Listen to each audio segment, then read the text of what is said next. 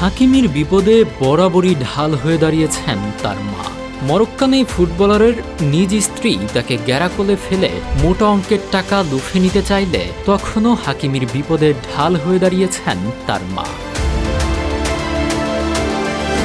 স্পেনের রাস্তায় ফেরি করে মালামাল বিক্রি করা বাবা আর বাসাবাড়ি পরিষ্কার করা মা সাইদা মুয়ের কঠোর পরিশ্রমে বড় হওয়া হাকিমির জীবনের গল্পটা সংগ্রামের। খ্যাতির চূড়ায় পৌঁছানোর পর স্ত্রী হিবা আবুকের সঙ্গে ২০২৩ সালে সম্পর্কের অবনতি ঘটে এবং শুরু হয় বিচ্ছেদের আইনি লড়াই।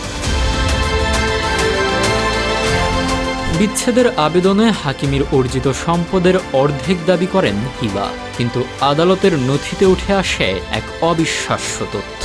ফুটবল থেকে হাকিমির উপার্জিত আয়ের প্রায় ৮০% দীর্ঘ সময় ধরে তার মায়ের অ্যাকাউন্টে জমা হয়েছে এবং সমস্ত সম্পদের মালিকানা রয়েছে তার মায়ের নামে।